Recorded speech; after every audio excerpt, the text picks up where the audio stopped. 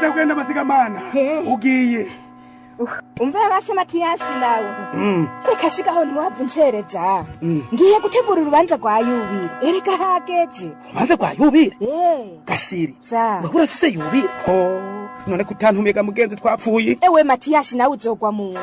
Kuki nzogwa mu? Yego. Ubaye ngaho. Utaramenya ko diyoseze yacu ya Ngozi yimirije urubanza ruhambaye rwa Yubire y'imyaka 75 imaze ibonye izuba. Ubusaza bunyaga ubugabo basi. Washaje na. Nani navyibagiye. Oho, utavyibagira siko.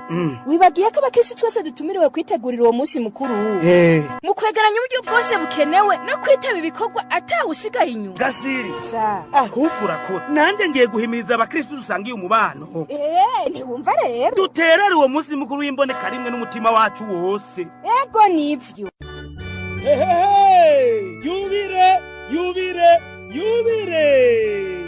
Muntumbera yo guhimbaza Yubire y'imyaka 75 diyoseze Katolika ya Ngozi imaze ibonye izuba, iri n'akanyamuneza ko gutumira abanyamuryango n'abakunzi bayo kwitaba urwo rubanza ruzoba kwigenekerezo rya 6 mu kakara 2024. Hakabije kuri uwo munsi hazoba ibirori byo kwatira abasaserdoti n'abadiyakoni. Ivyo byose bikazoba mu nkuka y'imisi toherezwa mu gisagara ca Ngozi ku kibuga cy'umupira w'amaguru gasaka Kaina Runyonga igihe cy'isaha 3 n'igice z'agatondo. Yubire tukazohimbaza ku civugo muze mwese duhimbaze Yubire y'imyaka 75 diyoseze Katolika ya Ngozi maze iri mu butumwa bw'iterambere ry'umutima n'umubiri. Ofisi kibanza cyangwa uterera akura kuri 79 majana 720 majana 724 canke kuri 61 amajana 727 amajana 216.